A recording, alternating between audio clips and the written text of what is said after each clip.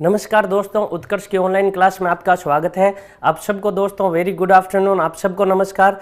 दोस्तों हम शिक्षा मनोविज्ञान की इस क्लास में पढ़ रहे थे सृजनात्मकता अर्थात रचनात्मकता या क्रिएटिविटी पढ़ रहे थे, और उसमें हमने पढ़ ली थी परिभाषा, पढ़ ली थी सृजनात्मकता क्या होती है इसके बारे में पढ़ा था, और सृजनात्मकता की जो प्रकृति होती है वो किस प्रकार की होती है। इसके अलावा जो सबसे महत्वपूर्ण बात थी दोस्तों, सृजनात्मकता के जो तत्व थे वो तत्व पढ़े थे दोस्तों। जो अब बाकी का जो बकाया है सृजनात्मकता के बारे में वो आज हम पढ़ेंगे। तो दोस्तों सबसे पहले हम पढ़ते हैं आज सृजनात्मकता के जो प्रमुख सिद्धांत हैं उन सिद्धांतों के बारे में पढ़ते हैं। सृजनात्मकता के कौन कौन से सिद्धांत हैं, तो दोस्तों देखिएगा सृजनात्मकता के प्रमुख सिद्धांत, सृजनात्मकता या रचनात्मकता के प्रमुख सिद्धांत, प्रमुख सिद्धांत रचनात्मकता या सृजनात्मकता या क्रिएटिविटी, इनके प्रमुख सिद्धांत कौन कौन से हैं। इनके अनुसार सृजनात्मकता क्या है, सृजनात्मकता का निर्माण कैसे होता है, कौन व्यक्ति सृजनशील होता है, कौन व्यक्ति सृजनशील नहीं होता है,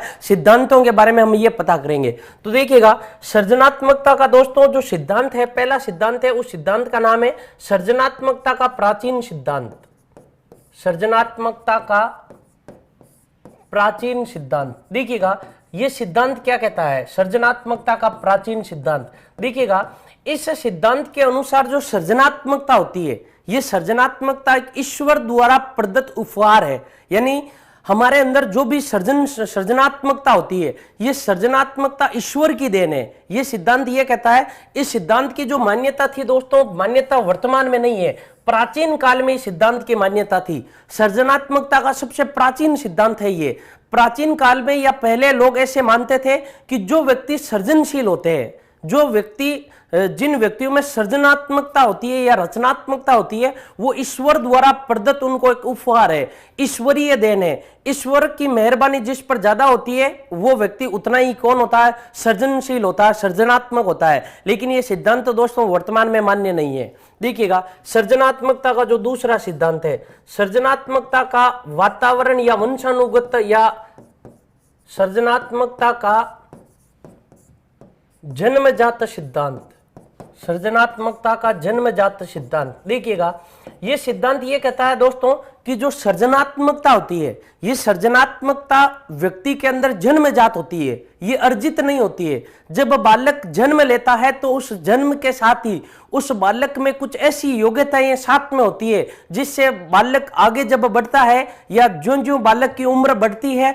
उस बालक के अंदर से क्या निकलती रहती है, योग्यताओं में से सृजनात्मकता निकलती रहती है। यानी देखिएगा इस सिद्धांत के अनुसार बात करें दोस्तों तो सृजनात्मकता जो होती है वो सृजनात्मकता कैसी होती है, जन्मजात होती है, ये अर्जित नहीं की जा सकती, ये बालक के अंदर जन्म से ही मौजूद रहती है। बालक के अंदर जितनी भी योग्यताएं रहती है, उन योग्यताओं के फलस्वरूप बालक कोई भी नव निर्माण करने की योग्यता यदि विकसित करता है तो वो जो भी योग्यता विकसित करता है वो योग्यता किसी प्रशिक्षण पर आधारित नहीं होती है, बल्कि वो जन्मजात है जो उसे माता पिता द्वारा या उसे वंशानुक्रम के द्वारा प्राप्त हुई है। सृजनात्मकता का दोस्तों जो तीसरा सिद्धांत है वो तीसरा सिद्धांत है सृजनात्मकता का वातावरण जन्य सिद्धांत। सृजनात्मकता का वातावरण जन्य सिद्धांत, वातावरण जन्य सिद्धांत। देखिएगा सृजनात्मकता का वातावरण जन्य सिद्धांत क्या है। यह सिद्धांत यह कहता है कि किसी भी बालक को या कोई भी बालक कितना सृजनशील होगा, कोई भी बालक कितना रचनात्मक होगा, ये निर्भर करता है उस बालक के वातावरण पर। जो बालक जैसे वातावरण में रहता है या जो बालक जिस प्रकार के वातावरण में रहता है वो बालक उतना ही क्या होगा, सृजनात्मक होगा। यदि बालक को प्रजातांत्रिक वातावरण प्राप्त होता है तो उस बालक के अंदर सृजनात्मकता का और अधिक विकास होगा।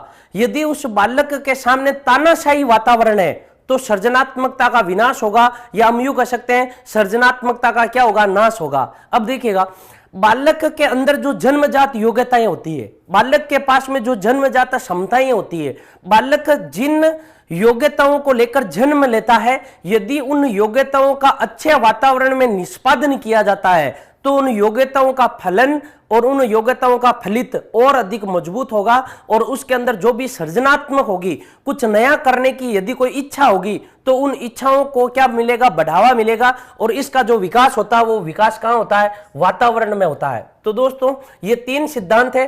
पहला सिद्धांत है सृजनात्मकता का प्राचीन सिद्धांत, दूसरा सृजनात्मकता का जन्मजात सिद्धांत, और तीसरा सिद्धांत है सृजनात्मकता का वातावरण जन्य सिद्धांत।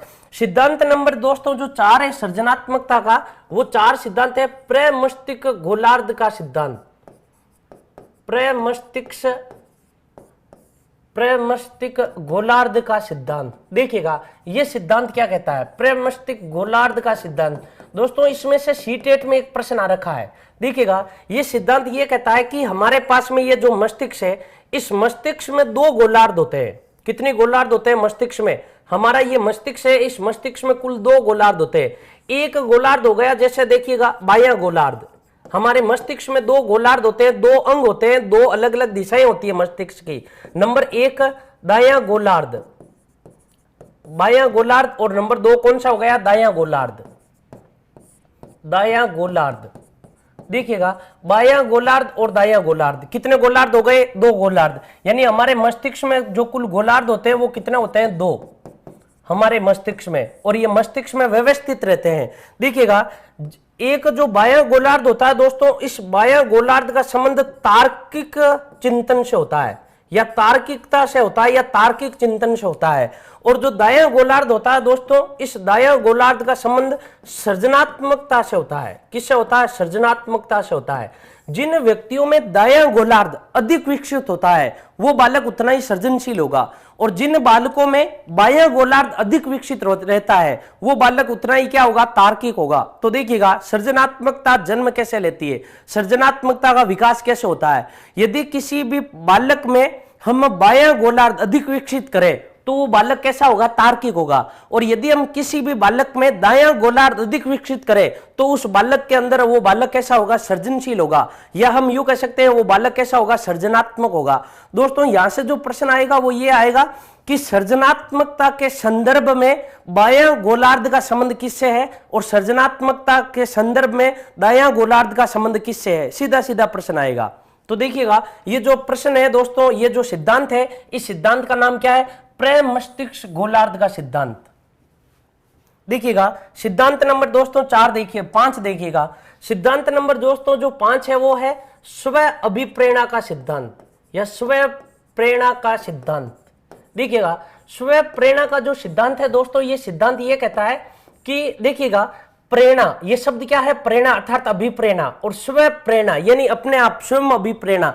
यदि हम अपने आप अभिप्रेरित हो जाए, अपने आप हमारे अंदर यदि अभिप्रेरणा उत्पन्न हो जाए तो वो अभिप्रेरणा कैसी होगी, स्वयं अभिप्रेरणा होगी। और यदि हमारे अंदर कोई बाहरी व्यक्ति किन्हीं बाह्य कार्यों से या किन्हीं बाह्य कारकों से हमारे अंदर अभिप्रेरणा उत्पन्न करता है तो वो अभिप्रेरणा कैसी होगी, बाह्य अभिप्रेरणा होगी। यदि हमारे अंदर अपने आप अभिप्रेरणा उत्पन्न हो जाए कि हमें ये कार्य करना है, इसका मतलब ये कार्य करना है, हमें कुछ नया करना है, दुनिया से कुछ अलग और अनोखा करना है, तो हम दुनिया से कुछ नवीन करेंगे, कुछ अलग करेंगे, कुछ अनोखा करेंगे। और जब हम कुछ अनोखा करने को लेकर या कुछ अलग करने को लेकर हमारे अंदर जब अभिप्रेरणा जन्म लेती है तब हम एक अलग कार्य करते हैं। और ये जो सिद्धांत है, ये सिद्धांत क्या कहलाता है, स्व अभिप्रेरणा का सिद्धांत कहलाता है। दोस्तों ये सिद्धांत, इस सिद्धांत की जो मूल रूपरेखा है वो मूल रूपरेखा ये है कि हमारे अंदर जब अभिप्रेरणा उत्पन्न हो जाती है कि हमें कुछ नया कार्य करना चाहिए, तो ये हम नया कार्य कर देते हैं। लेकिन ये एक नया कार्य तब करते हैं जब हम अपने आप या हम आंतरिक रूप से क्या होते हैं, अभिप्रेरित होते हैं। तो आंतरिक रूप से अभिप्रेरित होना क्या कहलाता है, स्व प्रेरणा। तो ये स्व प्रेरणा का सिद्धांत ये कहता है कि कोई भी नया कार्य करना चाहे तो हम कोई भी नया कार्य कर सकते हैं, लेकिन बेशर्त शर्त यह है कि हमारे आंतरिक रूप में अभिप्रेरणा उत्पन्न होनी चाहिए। तो दोस्तों ये जो सिद्धांत है, ये सिद्धांत क्या कहलाता है, स्व प्रेरणा का सिद्धांत या स्व अभिप्रेरणा का सिद्धांत कहलाता है। दोस्तों नंबर जो 5 सिद्धांत है उसका नाम है मनोविश्लेषण सिद्धांत। कौन सा सिद्धांत, मनोविश्लेषण सिद्धांत, मनोविश्लेषण सिद्धांत। और देखिएगा मनोविश्लेषण दोस्तों ये सिद्धांत है, ये सिद्धांत किसके द्वारा दिया गया, सिगमंड फ्राइड के द्वारा दिया गया। किसके द्वारा, सिगमंड फ्राइड के द्वारा दिया गया। सिगमंड फ्राइड कहता है दोस्तों हमारे पास में जो सर्वाधिक मन रहता है वो अनकॉन्शियस माइंड अर्थात अचेतन मन रहता है। कौन सा मन? अचेतन मन। इस अचेतन मन के अलावा दोस्तों एक सबकॉन्शियस माइंड भी रहता है जिसका नाम है अर्धचेतन मन। इसके अलावा तीसरा मन रहता है जिसका नाम है कॉन्शियस माइंड, इसको हम कहते हैं चेतन मन। अब देखिएगा हमारे पास में जो 90% मन रहता है वो कौन सा मन रहता है? अचेतन मन। अब देखिएगा सिगमंड फ्राइड के अनुसार सबसे महत्वपूर्ण जो भूमिका होती है वो किसकी होती है? अचेतन मन की होती है, अनकॉन्शियस माइंड की होती है। और जिन व्यक्तियों में अनकॉन्शियस माइंड, यानी हम यूं कह सकते हैं इस अनकॉन्शियस माइंड में क्या क्या रहता है? दमित इच्छा। क्या रहती है? दमित इच्छा। और इसी के बारे में कहते हैं दोस्तों, इसकी जो गहराई होती है वो गहराई कैसी होती है? अगणित गहराई होती है। कैसी गहराई होती है? अगणित गहराई होती है। इसी में रहते हैं दोस्तों संवेग। इसी में क्या रहते हैं? संवेग। इसी अचेतन मन में अनकॉन्शियस माइंड में क्या रहती है? भावना। और इसी में क्या रहती है? मूल प्रवृत्ति। अब देखिएगा ये सभी के सभी जो अचेतन मन में रहते हैं ये अपना रूप बदलकर किसी भी प्रकार से चेतन मन में आना चाहते हैं। और जब ये चेतन मन में आना चाहते हैं, अपना रूप बदलते हैं, तो रूप बदलने के बाद में नवीन कार्य करने की कोशिश करते हैं। और ये नवीनता अनोखा कार्य है और ये रचनात्मकता क्या कहलाते हैं दोस्तों? सृजनात्मकता कहलाते हैं। यानी सृजनात्मकता का जो जन्म होता है वो जन्म अचेतन मन के फलस्वरूप होता है। सृजनात्मकता जब बाहर निकलती है तो सृजनात्मकता दमित इच्छा का रूप बदलकर बाहर निकलती है। तो इसी के अनुसार सृजनात्मकता का जन्म होता है। तो दोस्तों ये सिद्धांत किसने बताया? सिगमंड फ्राइड का है। सिगमंड फ्राइड के अनुसार दोस्तों ये याद रखिएगा, मनोविज्ञान में मनोविश्लेषण से संबंधित कुछ भी आ जाए तो इसका प्रतिपादक कौन होगा? सिगमंड फ्राइड होगा। दूसरी बात, सिगमंड फ्राइड किसी भी टॉपिक के बारे में यदि कुछ भी बताएंगे तो महत्वपूर्ण जो भूमिका होगी वो महत्वपूर्ण भूमिका किसकी होगी? अचेतन मन की होगी, अर्थात अनकॉन्शियस माइंड की होगी। तो देखिएगा ये 5-6 सिद्धांत है दोस्तों, एक बार इन सिद्धांतों को वापस समझिएगा। देखिएगा नंबर जो 1 सिद्धांत है दोस्तों, सृजनात्मकता का प्राचीन सिद्धांत। सृजनात्मकता का प्राचीन सिद्धांत का आशय यह है दोस्तों कि प्राचीन काल में सृजनात्मकता के बारे में लोग क्या सोचते थे, सृजनात्मकता का जन्म कैसे हुआ होगा, लोग पहले क्या सोचते थे, प्राचीन काल में क्या सोचते थे। तो देखिएगा पहले लोगों की यह अवधारणा थी कि जो सृजनात्मकता होती है ये सृजनात्मकता ईश्वर की देन है, ईश्वर द्वारा प्रदत्त एक उपहार है। जिन व्यक्तियों पर ईश्वर की मेहरबानी ज्यादा होती है वो व्यक्ति उतने ही सृजनशील होते हैं। ये जो सिद्धांत है ये सिद्धांत क्या कहलाता है? प्राचीन सिद्धांत कहलाता है।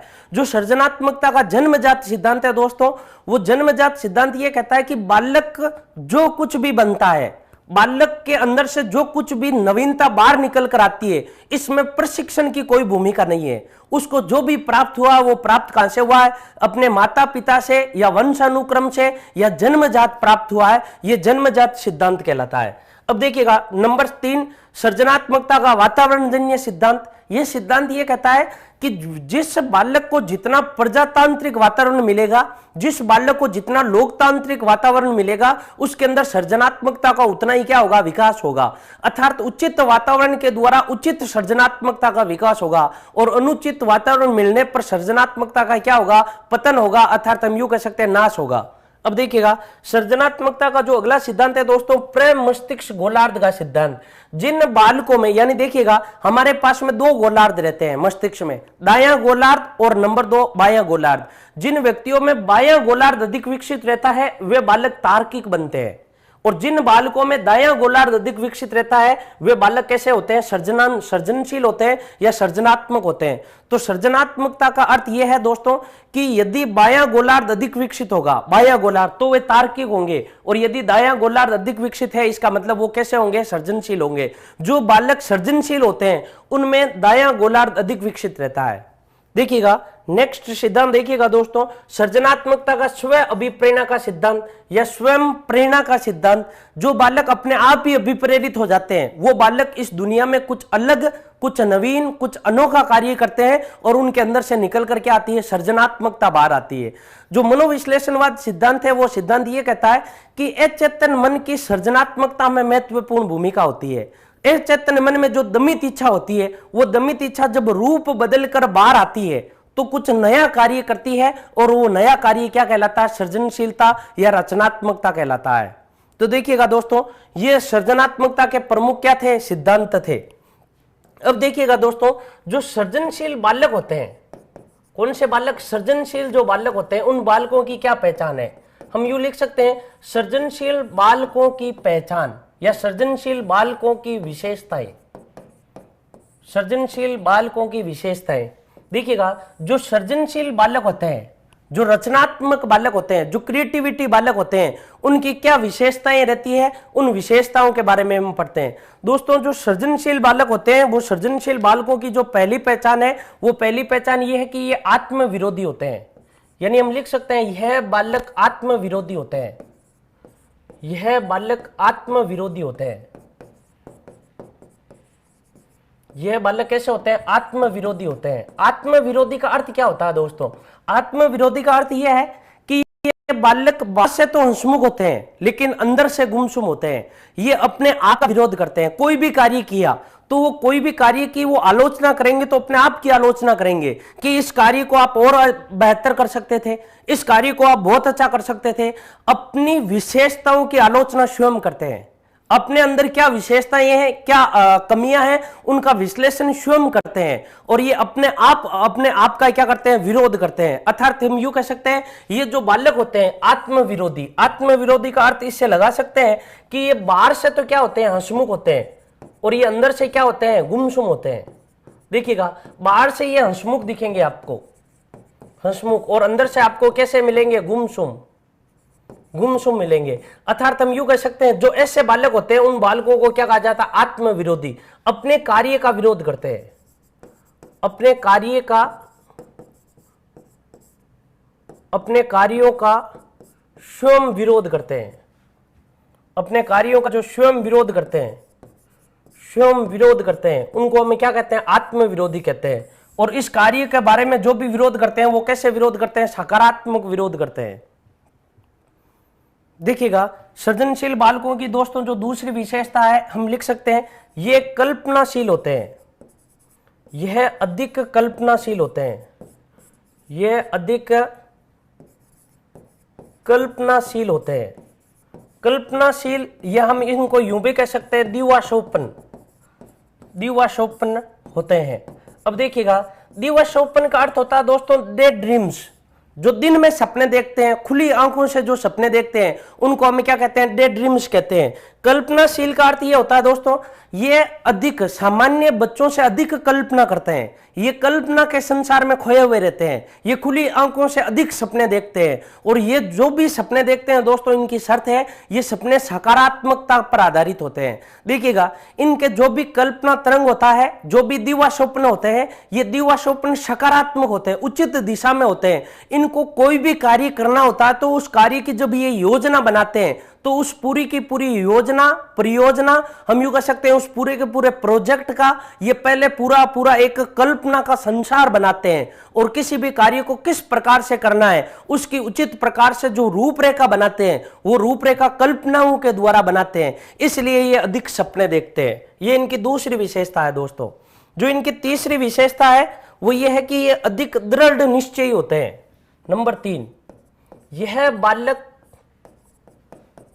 यह बालक अधिक दृढ़ निश्चयी होते हैं। यह बालक अधिक दृढ़ निश्चयी होते हैं। दृढ़ निश्चयी होते हैं, इसका मतलब यह है कि यदि इनको कोई भी कार्य करना है, इसका मतलब उस कार्य को वे तब तक नहीं छोड़ते हैं जब तक उस कार्य को कर नहीं देते हैं।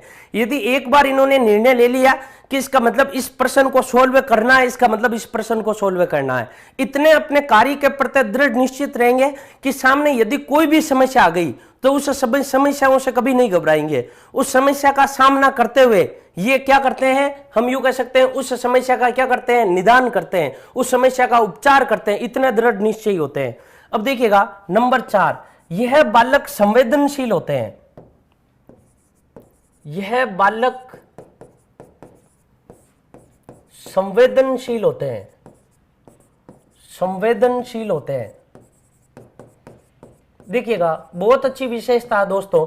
जो बालक संवेदनशील नहीं होता, वो बालक सृजनात्मक नहीं होता है। जो बालक संवेदनशील नहीं होता, वो बालक हम यूं कह सकते हैं प्रतिभाशाली भी नहीं हो सकता। प्रतिभाशाली बालकों की विशेषता और सृजनशील बालकों की विशेषता, दोनों विशेषताओं में क्या आएगा, संवेदनशीलता आएगा। दोस्तों संवेदनशीलता का अर्थ क्या होता है, हम कहते हैं ना संवेदनशील, इसके हम यूं नहीं कह सकते सीरियस। देखिएगा, जो बालक अपनी योग्यताओं को जानता है, जो बालक अपनी क्षमताओं को पहचानता है, अपने पास में कौन कौन सी कमजोरियां हैं उन कमजोरियों से परिचित होता है, कमजोरियों को छिपाकर नहीं, कमजोरियों को दूर करके, हम यूं कह सकते हैं अपने पास में जो योग्यता है उन योग्यताओं के अनुसार जो कार्य करता है, वो बालक कैसा होता है, संवेदनशील होता है।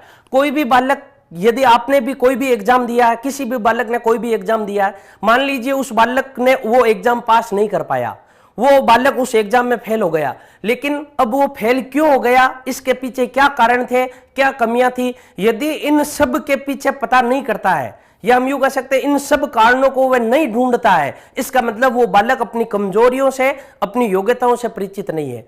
यदि वो इनके बारे में सब कुछ ढूंढता है, सब कुछ पता करता है कि क्या कमियां रह गई थी, क्या सुधार करना है, क्या आगे करना चाहिए, इसका मतलब उस बालक में जो विशेषता है वो विशेषता कैसी है, संवेदनशील विशेषता है। तो जो संवेदनशील बालक होते हैं दोस्तों, हम यूं कह सकते हैं वो संवेदनशील बालक कैसे होते हैं, प्रतिभाशाली, और जो सृजनशील बालक होते हैं वो कैसे होते हैं, संवेदनशील होते हैं। देखिएगा, यह बालक अपरंपरावादी होते हैं, यह बालक अपरंपरावादी होते हैं। अपरंपरावादी होते हैं, इसका अर्थ क्या है, देखिएगा, ये बालक परंपराओं पर नहीं चलते हैं, ये बालक परंपराओं को तोड़ते हैं, ये बालक अपने पूर्व से जो अवधारणाएं चल रही थी उन अवधारणाओं के आधार पर कार्य नहीं करते हैं, कुछ नया करते हैं। अब देखिएगा, जो कार्य आपसे 10 साल पहले जिस विद्यार्थी ने किया वही कार्य आज आप कर रहे हो, और वही कार्य आने वाला विद्यार्थी करेगा, इसका मतलब वो कार्य में कुछ नयापन थोड़ा ही ना आएगा। जिस कार्य को पहला विद्यार्थी कर रहा था उसको दूसरा कर रहा है, उसी को तीसरा कर रहा है,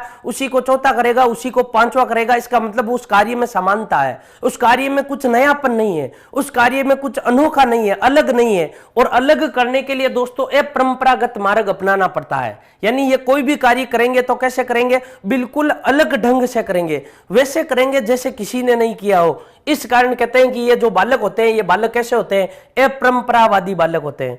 इसके अलावा दोस्तों हम यूं कह सकते हैं, नंबर 6, साहसी होते हैं। कैसे होते हैं, साहसी होते हैं, घबराते नहीं है, किसी भी समस्या को देखकर घबराते नहीं है, साहसी होते हैं, उस समस्या का क्या करते हैं, समाधान करते हैं। इसके अलावा स्व केंद्रित होते हैं, किसी भी समस्याओं को दूसरों पर नहीं डालते हैं, उस समस्याओं का स्वयं निदान निकालते हैं, अपने आप को केंद्र बनाकर, हम यूं कह सकते हैं अपने आप को केंद्र बनाकर उस समस्या का क्या करते हैं, निदान करते हैं। बहुमुखी प्रतिभा के धनी होते हैं, बहुमुखी प्रतिभा के धनी होते हैं ये, बहुमुखी प्रतिभा के, इनके अंदर बहुत सारी प्रतिभाएं होती है। इसके अलावा दोस्तों हम देखना चाहें तो इनके बारे में लिख सकते हैं, परिश्रमी होते हैं। कैसे होते हैं, परिश्रमी होते हैं, परिश्रमी होते हैं, बहुत अधिक परिश्रम करते हैं, मेहनत करते हैं। विचित्र प्रकार की विशेषताएं पाई जाती है, विचित्र प्रकार की विशेषताएं पाई जाती है, विशेषताएं पाई जाती है। देखिएगा, इन बालकों में विचित्र प्रकार की विशेषताएं पाई जाती है, यानी विचित्र प्रकार की, सामान्य लोगों में जो विशेषता नहीं मिलती है इन बालकों में यह विशेषता मिलेगी। जैसे देखिएगा, ये बालक अपने कार्य के प्रति परिश्रमी होते हैं, और इनमें जो भी इसके लिए जो भी कार्य करते हैं, जरूरी नहीं है कि वो वैसे ही कार्य करेंगे जैसे सामान्य बालक करते हैं, ये कुछ लोगों से हटकर कार्य करते हैं। इस कारण इनमें कुछ प्रकार की कैसी विशेषताएं पाई जाती है, विचित्र। इनके जो शैक्षिक उपलब्धि होती है उसी में भी अलग नयापन दिखेगा आपको, और इनकी जो हैंडराइटिंग होती है वो हैंडराइटिंग भी अलग प्रकार की होती है। हम यूं कह सकते हैं इतनी अच्छी भी नहीं होती है, इतनी बुरी भी नहीं होती है, और कई बार तो बहुत हम यूं कह सकते हैं गंदी हैंडराइटिंग देखने को मिलती है, अर्थात विचित्र विशेषताएं जो इनके बारे में कोई कल्पना नहीं कर सकता। अब देखिएगा दोस्तों, एक बार वापस देखिएगा इनकी विशेषताओं में, ये बालक आत्मविरोधी होते हैं, इनकी पहली विशेषता। कल्पनाशील या दिवास्वप्न होते हैं, दूसरी विशेषता। इसके अलावा अधिक दृढ़ निश्चयी होते हैं, संवेदनशील होते हैं, अपरंपरावादी होते हैं, साहसी होते हैं, स्व केंद्रित होते हैं, बहुमुखी प्रतिभा के धनी होते हैं ये। तो दोस्तों एक बार आप इनका स्क्रीनशॉट ले लीजिए। अगला देखिएगा, परिश्रमी होते हैं, विचित्र प्रकार की विशेषताएं होती है। इसके अलावा हम यूं भी कह सकते हैं भविष्य दृष्टा होते हैं, ये भविष्य दृष्टा होते हैं, या इन्हीं के बारे में हम यूं कह सकते हैं दूरदर्शी होते हैं, किसी भी समस्या को दूर से ही पहचान लेते हैं, दूरदर्शी होते हैं। ये इनके अंदर, इन बालकों के अंदर कुछ विचित्र प्रकार की क्या पाई जाती है, विशेषताएं पाई जाती है। तो दोस्तों एक बार आप इसका स्क्रीनशॉट लीजिए।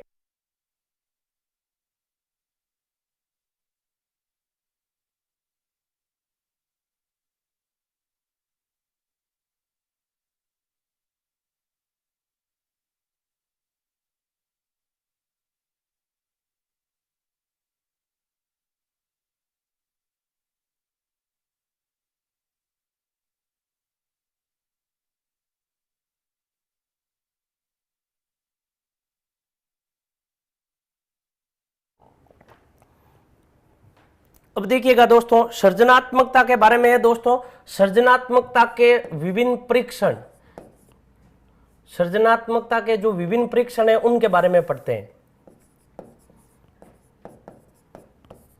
सृजनात्मकता के विभिन्न परीक्षण, दोस्तों यहां से प्रश्न आ सकता है, विभिन्न परीक्षण कौन कौन से सृजनात्मकता के विभिन्न परीक्षण है। यानी देखिएगा, सृजनशील बालकों की पहचान करने के दो तरीके होते हैं। यानी सृजनशील बालकों की पहचान करने के कुल कितने तरीके, दो तरीके।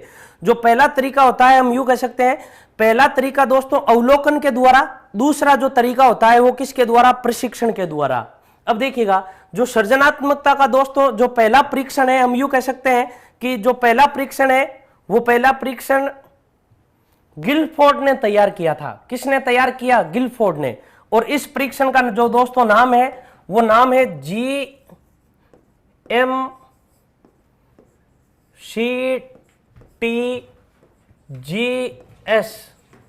अब देखिएगा, ये सृजनात्मकता का पहला परीक्षण है। देखिएगा, जो पहला परीक्षण है उसका नाम क्या है दोस्तों, GMCTGS। देखिएगा इसका पूरा नाम क्या है दोस्तों, इसका पूरा नाम है, गिलफोर्ड एक मनोवैज्ञानिक थे, जेपी गिलफोर्ड, इन्होंने यह परीक्षण तैयार किया था। गिलफोर्ड और इनकी पत्नी थी जिसका नाम था मैरीफोल्ड। जी से क्या हो गया गिलफोर्ड, एम से क्या हो गया मैरीफील्ड। और इन्होंने कॉलेज के विद्यार्थियों के लिए तैयार किया था, यानी creativity test for college student. अब देखिएगा, इसके यदि फुल फॉर्म लिखना चाहिए दोस्तों, हम लिख सकते हैं full form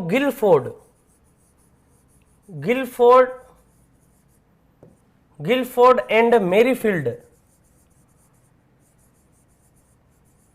Guilford and Merrifield. देखिएगा, गिलफोर्ड एंड मैरीफील्ड, इसके अलावा creativity, Guilford and Merrifield creativity,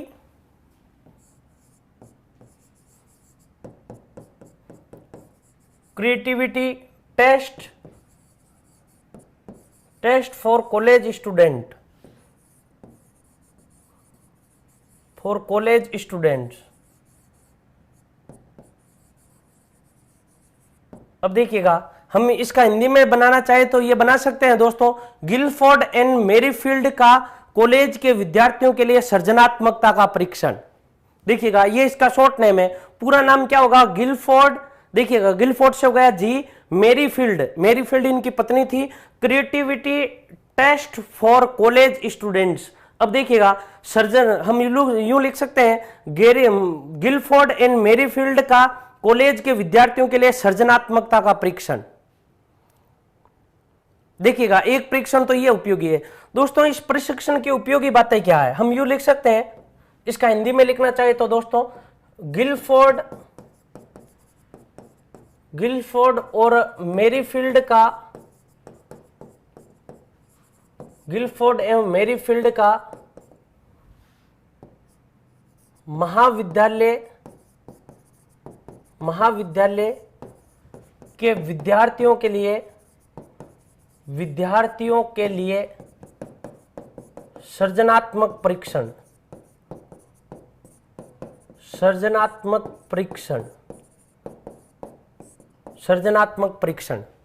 दोस्तों इस परीक्षण में हम यूं कह सकते हैं, इन्होंने कुछ बिंदु लिए थे, जैसे नंबर 1 धारा प्रवाह, नंबर 2 हम यूं लिख सकते हैं मौलिकता, नंबर 2 मौलिकता, नंबर 3 इन्होंने लिया विस्तारण, वही तत्व लिए जो सृजनात्मकता के तत्व है, विस्तारण।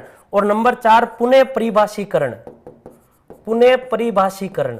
अब देखिएगा ये टेस्ट कैसे किया गया, पुनः परिभाषीकरण। ये टेस्ट दोस्तों कॉलेज के विद्यार्थियों के लिए किया गया था, और कॉलेज के विद्यार्थियों में हम यूं कह सकते हैं वयस्क बच्चों के लिए था, और कॉलेज के विद्यार्थियों से विभिन्न प्रकार की उन बालकों में धारा प्रवाह कितनी है, उन बालकों में पुनः परिभाषीकरण करने की योग्यता कितनी है, उन बालकों में मौलिकता और विस्तारण करने की कितनी क्षमता है, उनके ऊपर यह परीक्षण किया गया था।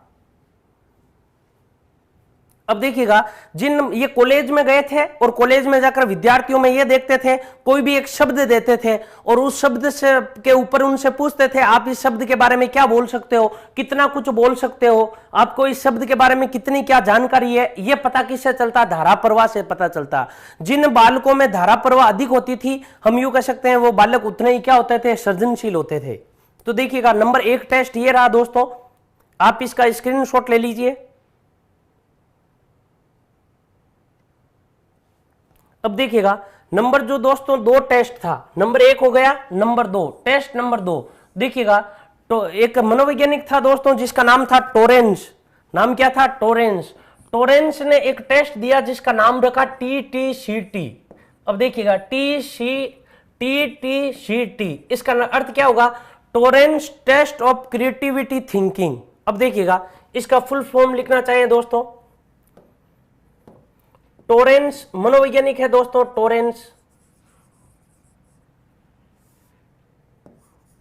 टोरेंस टेस्ट ऑफ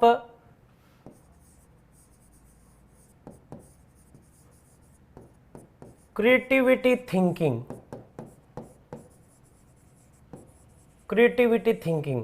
अब देखिएगा ये जो टेस्ट था दोस्तों, ये टेस्ट किसके द्वारा किया गया, टोरेंस के द्वारा, इसलिए इसमें क्या आया, टी आया।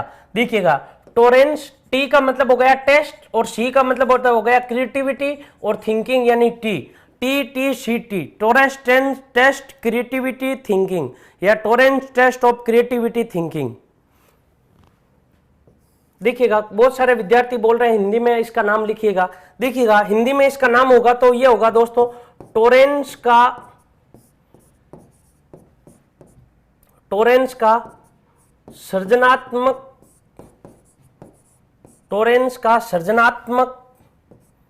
चिंतन का परीक्षण, टोरेंस का सृजनात्मक चिंतन का परीक्षण इसका हिंदी में नाम होगा, और इंग्लिश में इसका नाम क्या होगा, TTCT, Torrance test of creativity thinking.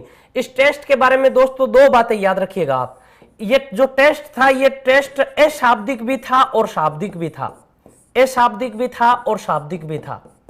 अब देखिएगा अशाब्दिक का अर्थ यह है कि इसमें शब्दों का महत्व नहीं था, और शाब्दिक का अर्थ यह होता है कि इसमें शब्दों का महत्व था। आपको कई प्रकार के शब्द दे दिए जाते थे, यानी आपसे एक प्रश्न पूछा जाता था और उस प्रश्न के आपको जवाब देना पड़ता था।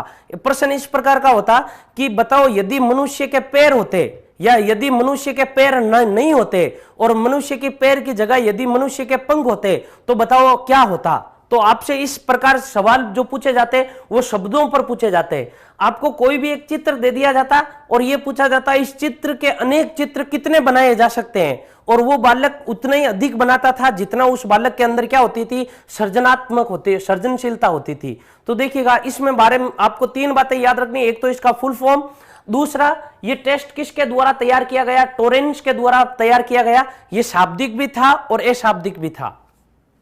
एक विद्यार्थी का मुकेश कुमार प्रजापति एक प्रश्न पूछ रहे हैं कि जो सृजनात्मक बालक होते हैं उन सृजनात्मक बालकों की बुद्धि लब्धि कितनी होती है। बहुत अच्छा प्रश्न है। देखिएगा दोस्तों, सृजनशील या सृजनात्मक बालकों की कोई फिक्स बुद्धि लब्धि नहीं होती है। इतना सा याद रखिएगा, सामान्य से ऊपर होना जरूरी है। यानी सामान्य से ऊपर इसका मतलब हम यूं लिख सकते हैं, लगभग हम यूं कह सकते हैं 90 से लेकर 110, ये क्या हो गया, सामान्य हो गया। 110 IQ से जिनमें ऊपर IQ होती है वो कोई भी बालक सृजनशील बालक हो सकता है। इसमें जरूरी नहीं है कि इतनी बुद्धि लब्धि हो, शर्त यह है कि औसत से अधिक होनी चाहिए। इससे अधिक कोई भी बालक कौन सा हो सकता है, सृजनात्मक हो सकता है। लेकिन सृजनात्मकता के तत्व मैंने बताए थे, मौलिकता, नमनीयता, लोचशीलता, विविधता, इसके अलावा विस्तारण, पुनः परिभाषीकरण, ये आपके अंदर मौजूद है। इसका मतलब आप कैसे हो, सृजनशील हो। तो दोस्तों एक बार आप इसका स्क्रीनशॉट लीजिए इस टेस्ट का।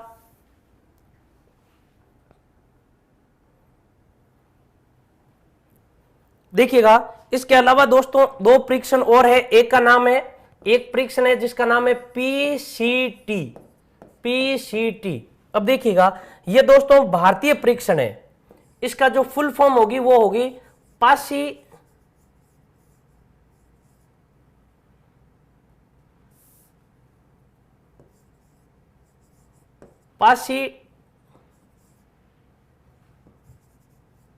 Creativity test. Passi creativity test. देखिएगा, पासी नाम का एक मनोवैज्ञानिक था दोस्तों, भारतीय मनोवैज्ञानिक था पासी, और पासी ने जो प्रशिक्षण लिया उसका नाम क्या है, पासी क्रिएटिविटी टेस्ट। यानी हम इसका यूं लिख सकते हैं, पासी का सृजनात्मक परीक्षण। पासी का सृजनात्मक परीक्षण। सृजनात्मक परीक्षण, ये जो परीक्षण था दोस्तों, ये भी प्रशिक्षण कैसा था, शाब्दिक भी था और अशाब्दिक भी था। अशाब्दिक भी था और शाब्दिक भी था। अशाब्दिक हो गया, और नंबर 2 हम यूं कह सकते हैं ये शाब्दिक भी था। शाब्दिक और अशाब्दिक दोनों था पासी।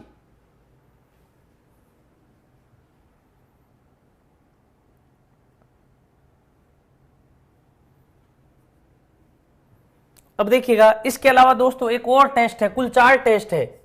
बारकर मेहंदी, BTCT, ये टेस्ट है BTCT। अब देखिएगा, इसका फुल फॉर्म होगा वो ये होगा दोस्तों, बारकर मेहंदी। बारकर मेहंदी, ये भी भारतीय मनोवैज्ञानिक है। Baqer Mehdi, Baqer Mehdi test of creativity thinking.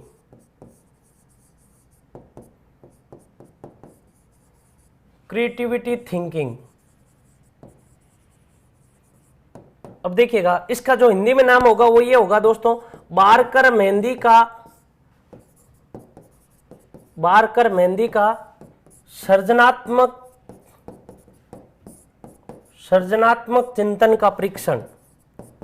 सृजनात्मक चिंतन का परीक्षण। तो दोस्तों देखिएगा, ये जो 4 परीक्षण है, ये भी शाब्दिक था और ये भी अशाब्दिक था। अब देखिएगा, ये 2 भारतीय मनोवैज्ञानिक है। एक बार वापस देखिएगा दोस्तों, इन परीक्षण को, इन यदि 4 परीक्षण को देखें तो नंबर जो 1 है उसका नाम क्या है, GMCTCS, GS, यानी Guilford Merrifield creativity test for college student. एक तो ये हो गया। इसके अलावा जो नंबर 2 है उसका नाम है TTCT, Torrance test of creativity thinking. इसके अलावा दोस्तों आपसे यह पूछा जाएगा PCT, पासी क्रिएटिविटी टेस्ट, और इसके अलावा एक है Baqer Mehdi test of creativity thinking, यानी BTCT। अब दोस्तों देखिएगा, इसमें से जो प्रश्न आएगा वो प्रश्न ये आएगा कि उन 2 भारतीय मनोवैज्ञानिकों के नाम बताओ जिन्होंने सृजनात्मकता पर प्रशिक्षण तैयार किए या सृजनात्मकता परीक्षण तैयार किए। तो एक का नाम हो जाएगा पासी और दूसरे का नाम क्या है, बारकर मेहंदी। तो यह प्रश्न इंपॉर्टेंट है दोस्तों। देखिएगा, 2 भारतीय मनोवैज्ञानिक, 2 भारतीय मनोवैज्ञानिक, 2 भारतीय मनोवैज्ञानिक जिन्होंने, हम यूं कह सकते हैं, सृजनात्मकता पर परीक्षण किया। एक का नाम क्या हो गया, इंदौर के निवासी थे BK पासी, और दूसरे का नाम है बारकर मेहंदी। BK पासी और बारकर मेहंदी, ये 2 मनोवैज्ञानिक थे, इन्होंने तैयार किए थे। उनके टेस्ट का नाम पूछा जा सकता है आपसे, तो आपको यह भी याद रखना है दोस्तों।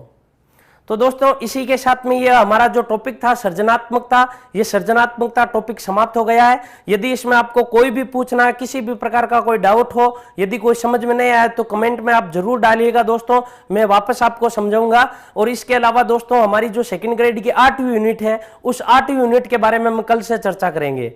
तो दोस्तों आप, यदि आपको ये वीडियो पसंद आया है तो अधिक से अधिक आप इसको शेयर कीजिए अपने दोस्तों को, और अभी तक आपने उत्कर्ष के चैनल को यदि सब्सक्राइब नहीं किया तो सब्सक्राइब कर लीजिए दोस्तों। कल से हम 8वीं यूनिट पढ़ेंगे मनोविज्ञान में। तो दोस्तों कल हम फिर मिलते हैं 8वीं यूनिट के साथ में, तब तक के लिए दोस्तों नमस्कार। Click on the subscribe button to subscribe to our channel. Press the bell icon on the YouTube app and never miss another update. Download Utkarsh Classes Jodhpur app from the Play Store for more PDF materials, online classroom programs and attractive combos.